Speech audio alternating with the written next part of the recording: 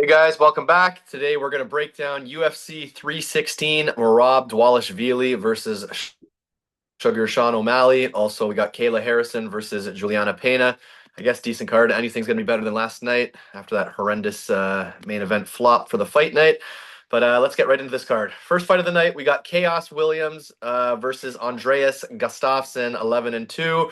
Obviously, this is a last minute put together. Gustafsson was supposed to fight, Trevin Giles. Giles fell on the scale, hit his head, had to pull out. So this is a last minute matchup here. Um, it's a tough one for me because again, we haven't really seen Gustafsson in the UFC. Like we haven't seen him at that level yet. But I can never really trust Chaos Williams anyways. The guy's so low volume, just relies on his power. Like he is a powerful guy, but when you don't really throw anything, like I can't pick you. So I don't like picking guys I haven't really seen at the UFC level, but I have to pick Andreas here strictly because I just Chaos Williams I've seen too many times and he's frustrated me too many times. So for me, it's going to be Andreas Gustafsson. What do you think? I'm on the same side on this one. I think Gustafsson's got powerful striking too as well. And Chaos, like you said, he leaves himself open when he throws the big right hand.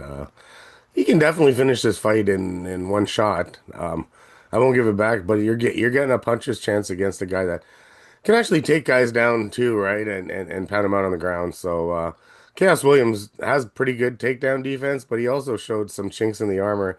It was his last fight when he got taken down a couple times. He got finished, I think, in that fight too, right? So yeah, I mean, I don't like picking Gustafsson in a spot against like a guy that's actually beaten guys in the UFC, but like he's got so much more variety than Chaos in this fight. So as long as his chin holds up, I think we should be good. So Gustafsson's a pick. All right, next fight of the night, we got another last minute matchup. We got Markel Mederos, who was supposed to fight Balaj last night. 10 and 1 versus Mark Choinski, 8 and 0.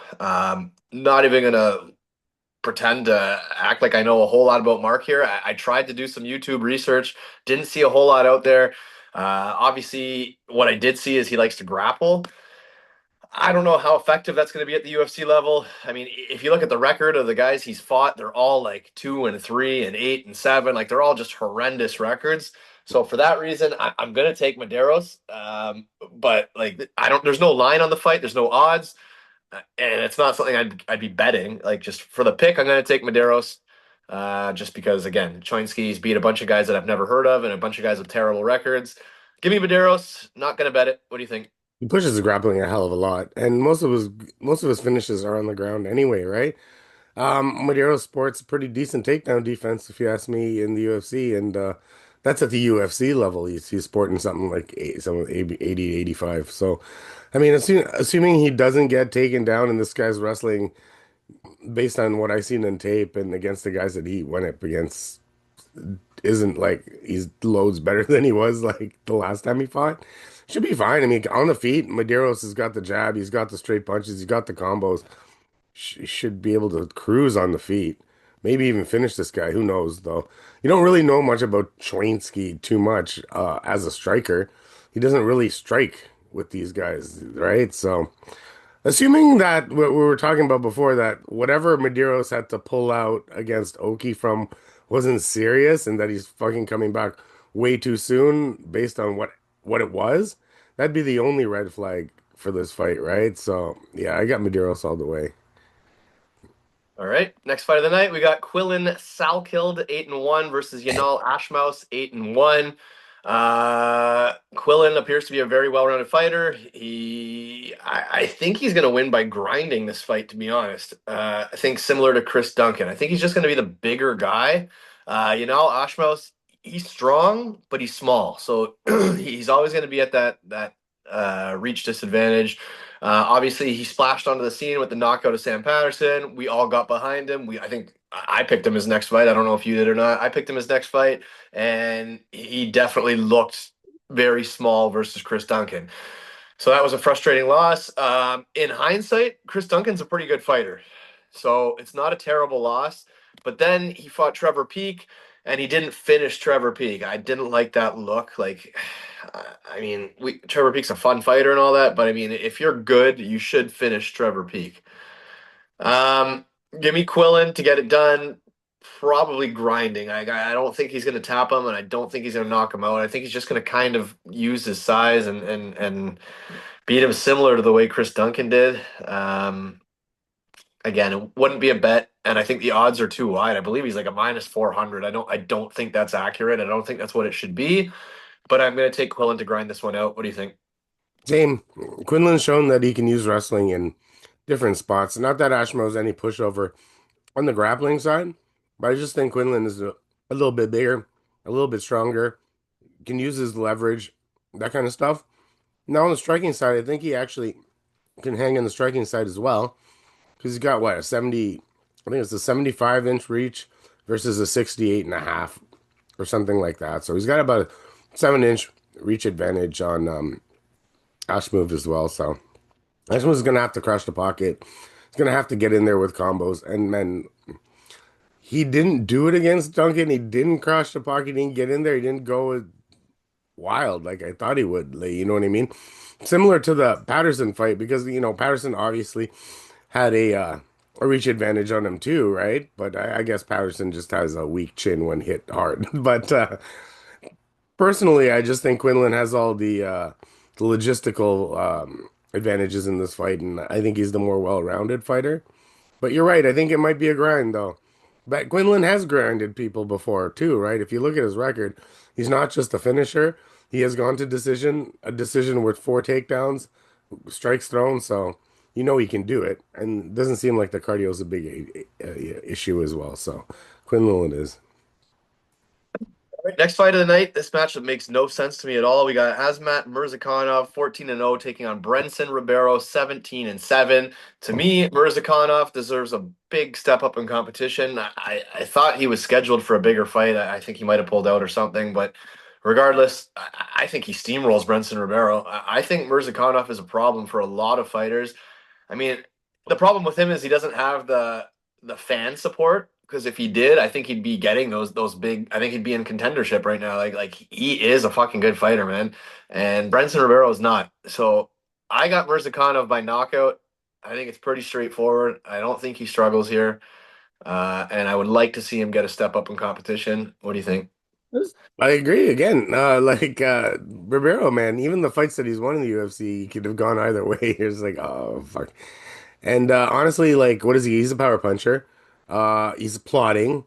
Uh, doesn't throw a hell of a lot of volume. And Murzakanov is just like a technical striker, and he has power, and he has a ground game as well, right? So I don't know. I think he's the more well-rounded fighter. He's also, I feel like, at the end of the day, he's fought the better guys as well, right? I mean, Murzakanov has fought way better people. He's got against Menefield, Dustin Jacoby, Devin Clark. Tefon and Juku was his fucking first fight into the like UFC. I know those guys have fizzled out, some of them, but like that's a way better repertoire, a way better resume than anything Brenson's ever fought. What would he do against even Alonzo Menefield? I don't know. What would he do against Dustin Jacoby? I don't know. Dustin Jacoby looked pretty damn good yesterday. Showed that chin, showed that striking, right? So I don't know. And Murzakanov beat these guys, right? So. I'm doing a slight MMA math here, but like there's nothing more to like I think skill for skill this guy whoops him, so whatever. Yeah.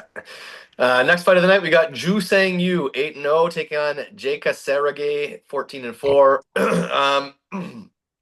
Oftentimes I fade these Asian fighters coming over that have like look at this guy's record. All he's beaten is a bunch of no-name Asian fighters. Like he's fought absolutely nobody. And a lot of times I like to fade these guys because I think it doesn't translate well to the UFC level. But the problem here is Sergey's friggin' bad, man. Like he's got some bad losses, like Jubilee, just bad losses. You can't be losing to these guys. He's really shouldn't be in the UFC. I'm not really sure Ju Sang Yu is good or not, but at least he's undefeated. He's beaten who's been put in front of him. So I gotta pick him. I think the odds are wide. I don't think he's going to be some special talent, but I'm still gonna pick him. Sergey has some bad losses. What do you think? Odds are fucking wide is huge. Like I was like, oh, this is like an auto fade, but like it's not. So you look back at Sergey, the way he's winning those fights that he won in the UFC, it's like I'm losing and then I power punch the guy. So what does Jeka Sergey really have? He's got a power. He's got a hell of a lot of power. And if he connects on your face, you might be out for the night. Just saying you, from all the tape study I've done, he's the more well-rounded fighter. He's gone to various decisions. He's taken guys down, TKO'd them. He's submitted guys. He's shown a good repertoire. Sergey can be taken down. Sergey can be tapped. Sergey can be knocked out the same way that he knocks people out. So, I don't know. Once this guy's chin holds up, this should be a walk in the park for him. Would be honestly like, what else does Jeka Sergey have? He doesn't throw volume. He has a powerful punch, and that's it. This is literally your puncher's chance. I hate the odds. I wish puncher's chances were at like minus 200, minus one something, but unfortunately, the odds makers are on to Jeka Sergey. You'd probably get Weston Wilson the shit out of here, anyways. That's what I think. I picked Weston Wilson enough. I picked That was against him. that was one I of those picked, losses, yeah. buddy, I picked against him in every single fight he's had. I know he's won two of them, but he didn't look good winning those fights either. So. All right, next fight of the night, going to the heavyweight division, we got Sergey Spivac, 17-5, the favorite over Waldo Cortez Acosta, 13-1. So here's the underdog spot. I'm taking Waldo. He's pretty hard to take down. Sergey's not exactly some D1 American wrestler or whatever. Obviously, he's a good grappler. If he gets you down, he can submit you. But I don't think he's getting him down, and I don't think he can strike with Waldo. Waldo, I can't stand the guy. I think he's kind of douchey. I didn't like the way he acted in some of his fights. I didn't like he showed no respect at all towards what was it, Arlovsky, I think there's a few of them. Whatever. I don't like Waldo whatsoever, but I do like him to win this fight. And at underdog odds, I definitely like I don't know. I think he keeps the fight standing. I think he hurts him on the feet. Give me Waldo. What do you think? It's funny. I like Waldo too in this spot. I think Spivac does his best work on the ground, right? Like even those fights that he's won against Tybur and shit, like Spivac does his best work on the ground. He does his best work against guys that he can take down. He's done his best work against the Derek Lewis. That's the work against Augusta Sakai, Greg Hardy. And that's not a murderer's row of anything. Anytime he got to step up, like a Cyril Gahn, whooped. Like a Jelton Almeida, whooped.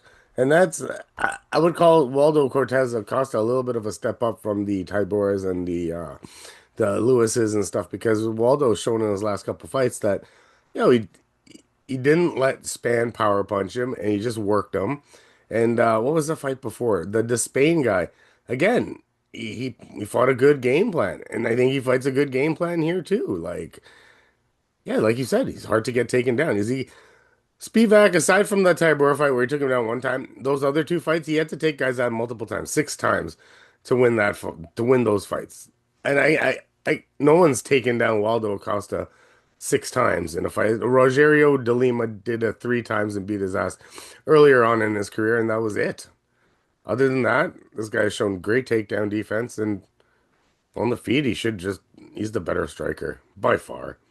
And he has the better chin, and he has the better technique. So. Waldo for me too. All right. Next fight of the night. This should be a fun one. We got Ariane, Queen of Violence, Lipski taking on Cong Wang. 17-10 versus 7-1.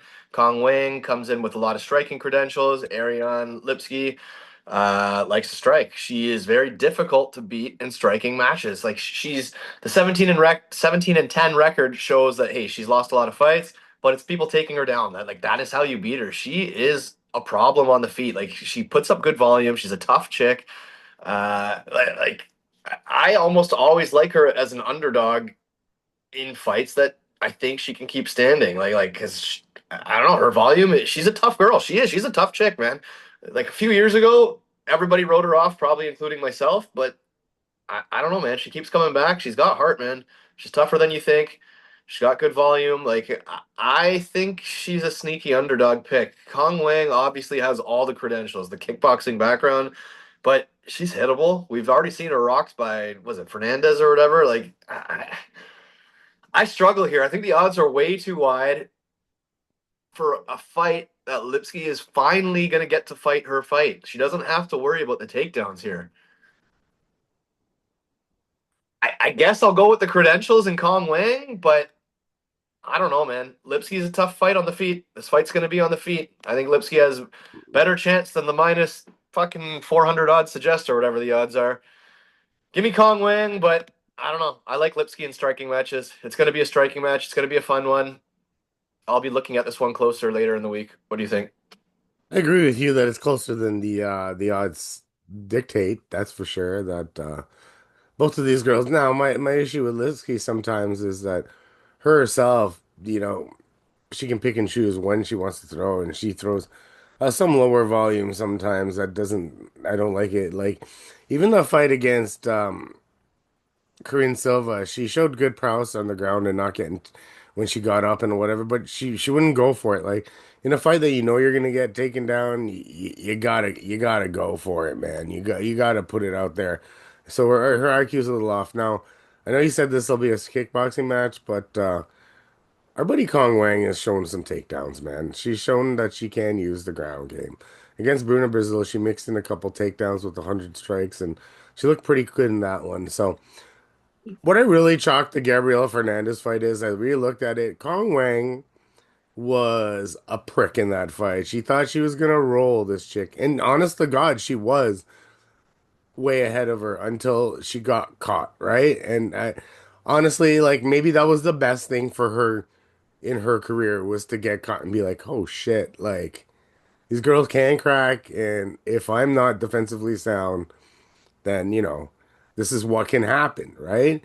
And it happened, and I'm happy it happened to her earlier in her career because, honest to God, she looked pretty good against Bruna Brazil, and Bruna Brazil, and basically, I mean Lipski, she has a little bit more wins, but like, I feel like if Kong on the feet is anyway feeling like this is too close, she'll take her down, and she can hold her down, and I think she's got more ways to win. So. Unfortunately, I can't pick the dog here. I'm gone Kong Wang. Okay, next fight of the night, we got Bruno Silva, 14-6-2, taking on Joshua Van, 13-2. This is going to be another fun one. Um, I think the odds are way too wide once again. Like, listen, I'm a big Joshua Van fan. Big Joshua Van fan. I like the guy. I like the kid, man. The kid comes forward, he throws down, he's a good wrestler, he's a good striker. I think he's a problem for just about everybody, but he does eat shots. He does. He's got a cement head, obviously, because we've seen the guy take a ton of punches. Other than the knockout loss to in the fight where he was dominating or whatever, other than that knockout loss to Charles Johnson or whatever, like he's shown he can take a punch. But like honestly, Bruno Silva hits fucking hard, man. Like he does not want to walk into a huge Bruno Silva hook. So listen, I'm taking Joshua Van because I just think his volume's better, but he's got to be careful. Like I don't think he should be a minus 550 favorite. Bruno Silva can crack. Joshua Van can be hit. Like I'd like to see his defense a little bit better here, but I still pick him to win. I think he's a great fighter. I think they're both pretty good. I just Joshua Van's got the better volume and the better wrestling, so I think he can dictate where this fight takes place. But I just don't want to see him walk into a huge punch because this kid's taken a lot of punishment at a young age. Give me Joshua Van. What do you think? Yeah, I don't struggle. I struggle that in the fact that like Josh Van, there's a couple red flags, right? Like I picked Josh Van to win in this fight. He's got the better striking. He's more technical. He's got the better volume. He's got pretty damn good takedown defense. Bruno Silva will if he's smart shoot a takedown as well as throw those power hooks. My issue is that he sort of slows down as the fight goes on to the third round. You can see that he slows down a little bit, and like you said, he puts his fucking face out there way too much, and he can get hit. Now, there's way more good to him than the Bruno Silva good things that like what's Bruno Silva's path to victory? It's really catching him right with a punch. I don't think he takes him down. Josh's pretty good scrambles. He was against Ray Saruya, who's I think a very accomplished grappler. In his last fight, he did get taken down, but you saw how quickly he was just ready to get up. So you know that his IQ is there. Now catching him, it can happen because what did Bruno Silva do a couple fights ago against Cody Durden in a fight that he was getting smashed up in? He caught him because Durden got too complacent after owning Bruno Silva for every single minute of that first round. He thought he could just do it again. So mind your P's and Q's, Joshua Van. You're the more talented fighter here. And don't try to be a hero. I think you should dance around him for 3 rounds, win a majority decision, 100 something strikes to whatever. Because, Bruno, man, like he doesn't throw a lot, but he has power. If this fight finishes, it's Bruno, I think. So anyway, Joshua Van's the pick. All right, moving on to the main card. If you haven't already, please like, please subscribe. We do appreciate it. First fight of the main card, I can't stand it because it is Mario Bautista. This guy stinks up every fight he's in. We got Mario Bautista, 15-2, taking on Patchy Mix, 20-1, coming over for his UFC debut, coming in as the grappling champion. I it pains me to say this, but I think Mario Bautista can play spoiler here in another Mario Bautista boring ass underdog fight. I just think that he's not going to get submitted. I think that this will be a kind of shitty striking match, kind of grinding match where they're both kind of on each other. A lot of fighting along the cage, a lot of like wall install, a lot of just disappointment, a lot of not fan friendly fighting. I think it might be a fight where the decision could go either way. I think it's gonna be a fight we don't like at all. I'm rooting for Patchy Mix. I'm rooting for anybody against Mario Bautista, but I think Bautista is a good underdog play here. I think he can win this fight in very disappointing fashion. What do you think? Yeah. So some of those fights that Mario has won, these last fights, like that Aldo fight, I was very skeptical that he won that Aldo fight. Um, and there was the fight against, I believe it was Damon Blackshear. I was very skeptical that he won that fight against Damon His Blackshear. fights are always like that, man. Yeah, so but the difference here is Patchy Mix don't fight like that, man. Patchy Mix don't fight like that. He doesn't. So this guy, so like, I'm not even gonna go resume against resume because Patchy's got some decent guys on his resume too. Like Rufian Stotts is a very good fighter. Sergio Pettis is a very good fighter. Magomedov is a very good fighter as well, A right? lot of grapplers, though, right? Yeah. So, but he's fought a lot of. What is Mario? But this fucking guy he grapples too all the time. Right, Against right. Blackshear, he turned into like this fucking grappler all of a sudden, and he was trying to he tried to take down Jose Aldo 9 times. He obviously didn't get him down 9 times because Aldo's got takedown defense of a horse, but like he grapples too. But like the difference is and I think the main difference is if he tries those stupid ass takedowns or whatever, Patchy Mix has no problem grabbing the neck, doing this, doing that. So that's there lies in the difference. You got to remember back in Mario Bautista's fucking those fights that he lost earlier in his career, the one to Trevin Jones is because he tried to grab a takedown. Like he comes in naked sometimes, and so man, I've always said when Patchy gets here, I'll ride him out because I think he's actually an underrated fighter. I think his striking's a little bit better than people give him credit for. He's definitely got fight IQ. He does no problem snatching up submissions because if Mario Bautista gets on top of him, he doesn't give a fuck because he'll try to get back on top of Mario Bautista, right? So yeah, fuck it. I'm sticking with Patchy, the favorite in this one. I honestly think he's got more power, more well-rounded, and the more fight finishing ability. Not sure he's gonna finish the fight. And yeah, Patchy, this is gonna be a close fight, man. It's gonna be back and forth, back and forth, back and forth. But I said I would roll with my boy Patchy from the start, so I'm gonna roll with my boy Patchy on this one. All right, next fight of the night, we got Vicente Luque, 23-10-1, taking on Kevin Holland, 27-13. Should be fun. Both can crack, both got good chokes, both are kind of at the end of their careers, both can be finished. Somebody's getting finished here. Luque would be smart to take Kevin Holland down and go for one of those Darce chokes he's got or whatever. Like that would kind of be his path, I think. I'm just not 100% sure that he's going to shoot a takedown or not shoot it fast enough. And I think if it plays out on the feet, I think Kevin Holland will crack him. Uh, as all Kevin Holland fights, I almost always bet the not to go the distance, and I almost always win them. So I do win a lot of money on Kevin Holland fights. As far as a pick, uh, fuck. Kevin Holland has such shitty takedown defense. Like, if Luque would take him down, I would bet Luque. But I think Kevin Holland's going to starch him, to be honest. It could go either way, man. I'll give you the pick as Kevin Holland, but that's not my bet. My bet is going to be the fight doesn't go the distance, and I plan on winning that bet. Give me Kevin Holland. What do you think? So little do people know that Kevin Holland is only 1 year younger than fucking Luque, eh? Luque is only 34 years old. After all these years in the UFC, Luque is only 34 years old. But his brains have been scrambled. Yeah, yeah, yeah. So when he was thought he was down and out against the Rafael dos Anjos fight, he pulled out 8 takedowns in his ass.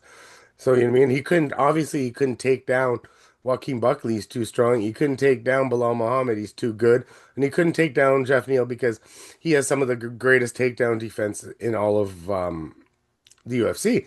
So against Themba Gorimbo, he reversed the into the anaconda choke, right? So yeah, I think he's going to take him down. I really do think he's going to take him down.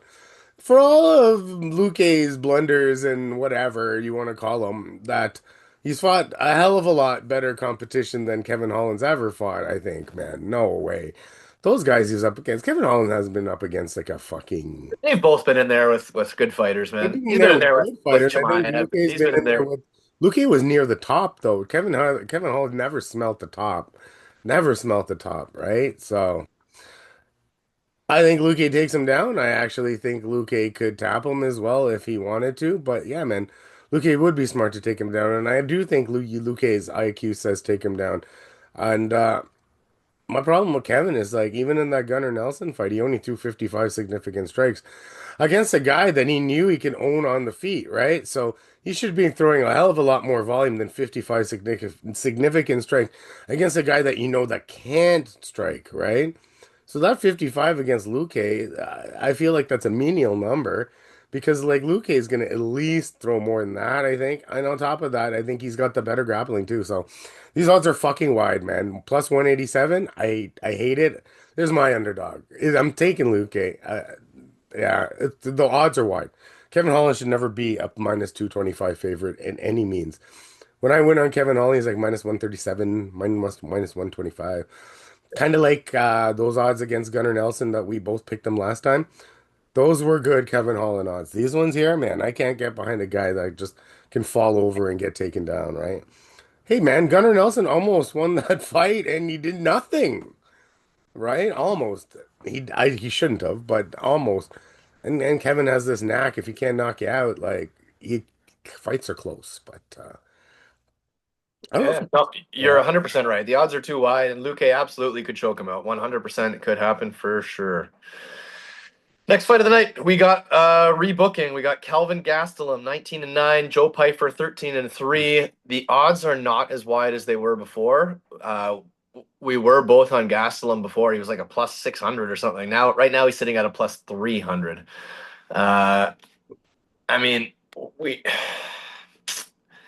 we shouldn't have odds dictate our picks, but sometimes you got to go with the value. Um, I'd like to see those odds grow a bit again. I think they will. I, I'm not big on Joe Pyfer. I mean, obviously the guy can one punch people, but Kelvin Gastelum's got a cement head. Uh, I think Pyfer gasses out if it turns into a 3-round striking match, and I think Kelvin Gastelum can KO him, to be honest. But I think Joe Pyfer would be smart to take him down and pound him on the ground. That would be Joe Pyfer's best route to victory, and it's totally possible. Fuck it. I rolled on Kelvin Gastelum last time. I'll roll on him again. I'm not going to bet him yet. And first of all, he's certainly not a parlay piece. He's a single. But I'm going to wait and hope that he gets back to where he was. Because at one point, he was like plus 500 or plus 600 or something. So plus 300 is not where I want him at. I want him to get higher. But fuck it. I'm still going to roll with Kelvin Gastelum. Probably a dumb pick, but I don't know. I don't think Joe Pyfer's that great personally. What do you think? Why change my breakdown from when it happened back in the day?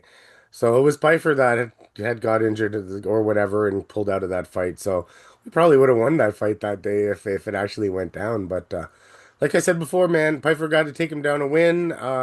Pyfer's only taken down one guy multiple times in the UFC. That was Al Hassan because I think he was scared of the firepower coming back at him. He visibly tires in most fights and. It's the early takedowns that'll get Gastelum. It's not the late ones, right? The labored takedowns are not going to get him down. So, yeah, man, why am I going to change my pick? We both were on him before. I'm going to stay on him now. I think Kelvin Gastelum has a distinct striking advantage, not power wise, but volume wise and technique wise. And he's got a cement head. So keep this standing, and you can pitter patter your way to a victory, Kelvin Gastelum. So let's go. All right, UFC Bantamweight Championship. We got the champion Juliana Pena, 11-5, taking on Kayla Harrison, 18-1. A lot of smack talk. This should be a fun one. I mean, the breakdown's pretty straightforward. I think Kayla Harrison is going to take her down and pound the living crap out of Juliana Pena and get a stoppage. Obviously, Juliana Pena does have dog in her, I guess, for all the things I don't like about her. She can take a beating. So it's almost like her path to victory is taking a beating, gassing out Kayla Harrison, and then taking over later in the fight and maybe snatching a submission or something like that. Uh, because it's possible. Kayla Harrison looked like ass last fight, to be honest, against that Ketlin Vieira. Her takedowns looked terrible. She looked tired as hell. And I mean, when you're that big and you're cutting that much weight, you're going to have a questionable gas tank. So if Pena can survive and make this to the championship rounds, I think she can win the fight. But honestly, I just don't think it happens. I think Kayla Harrison's going to ragdoll her. I think this is like her coming out party, whatever. I think this is one way traffic. Um, yeah, I think Kayla takes her down and pounds her out. What do you think? Well, Julian Pena, by the numbers in our gazillion UFC fights, has a takedown defense of 23%. 23 fucking percent. Yeah, she's not Ketlin Vieira. No, Caitlin Vieira, strong girl, and I could see why Kayla struggled in that fight. It's the same reasons Missy Son struggled last night. It's the same reasons. You got a big girl who knows how to use her body and knows how to like stop those things. Buddy, I've seen Julia Pena get ragdolled the shit out of. Like, did Amanda Nunes just ragdoll her in that second fight because she didn't want to finish her and she just wanted to beat on her? I feel like that's what it was. So, like, Kayla Harrison, like you said, is gonna ragdoll her. So I'll give Penny a couple things. She's got a fucking cement head, and she's not gonna get punched out. She probably doesn't get like you don't gas yourself punching her out. Her few losses in the UFC, most have come by submission or like a loss to decision, right? So, I mean, if Kayla gets her down, pound her out a little bit, I feel like the arm triangle is open. I feel like just the brute strength on the ground is enough, but Kayla Harrison will have no problem getting her on the ground. No problem getting her on the ground. So yeah, I know the odds are wide, but yeah. Buddy, she's gonna rag. It's gonna be like a man versus a small woman. Like literally, like I just don't see anything happening. But And honestly, like for all the shit Kayla Harrison gets, I think she actually comes across as a pretty good person. I don't think I hated Ronda Rousey. I thought she was like cringe and fucking just didn't like her or whatever. Kayla Harrison seems pretty likable to me personally. whatever, I'll say this. I shut the fucking TV off when I hear Juliana Pena's voice. It's the most annoying thing. Like I'd rather listen to my wife Yeah, bitch at me than Juliana Pena fucking yeah, talk. yeah. She's Oh, cringy yes. as fuck for sure. All right, main event of the evening, UFC Bantamweight Championship. We got a rematch. Merab Dvalishvili, 19-4, taking on Sugar Sean O'Malley, 18-2. What's changed? I don't think anything. Um, I mean, unless Marab's taking a fucking dive here, I don't really see Sean O'Malley as the champion of the division. I just don't. I don't think he's the top. Good striker, sure, good puncher, whatever, but like he's not better than Corey Sandhagen. He's not better than Umar. He's not better than fucking Piotr Jan. I don't know. Yeah, unless Marab is just totally stupid and takes a dive, I can't see Marab losing this fight. And like even though he does get dumb sometimes, like I could totally see him being stupid for a round and trying to strike and possibly getting rocked. Like we've seen Marlon Moraes put him on skates, but he still recovered. Like if he gets rocked, he's gonna fucking shoot a takedown or something. Like so it's pretty hard to not like Marab in the spot. I don't know what the odds. What are the odds here? Minus 334 or something like that. It's that I they're mean, wide, it but like it's seems kind kind of of accurate. warranted. We got evidence on this fight already, right? So Yeah, I gotta pick Marab. I'll be looking at some kind of prop because I don't like minus 333, but the pick's got to be Marab. What do you think? I feel like the pick's got to be Marab. Where I know I've seen these interviews where Sean's like, I stopped smoking weed, I stopped hanging out, I stopped doing that. Yeah, I stopped doing this because I want to concentrate. Concentrate on fucking what? If you're not gonna stop the seven takedown, because the guy can match volume with you, right? Like Marab matched volume with him. It might not be as pinpoint and technical and look as cool as Sean O'Malley is 104 strikes versus Marab still outstruck you 111. It's those seven takedowns, pal, that you got to worry about. So you better have been like, doing takedown defense. But like, Murat's a pretty smart guy. He does the foot pick, he does the double leg, he'll do a single leg, he's got variety to it, right? Like even wrestled with Umar in that last fight, right? I mean, that's surprising enough. Like he gassed that guy out. And Sean O'Malley is not a cardio machine, like so. I feel like the pace that Marab puts on Sean is just, yeah, it was a closer fight than Marab fans want to give Sean. I mean, it was close. It Well, wasn't, he took the whole round five off. yeah, so it is what it is, man. Like, unless you drilled takedown defense, but Marab comes from several different angles because you're not winning this on fucking just volume, man. Because Marab isn't stupid. He throws just as much volume as the next guy. It just doesn't look as pretty, and he's got that weird looking face, but like, whatever. I can't see Sean doing anything different unless he drilled takedown defense. But still, like, unless you're up against a Marab, like, how you even know if that's good enough, right? So definitely not good enough in the first fight. And as much as Sean wants to say it was close, it was close, it was close. You still got hit 111 times, buddy. So like, whatever. So yeah, Marab for me because we have video evidence and Marab looked like he was just messing around with him at some points in that fight. All right, guys, there you have it. That is the full card picks and breakdown for UFC 316.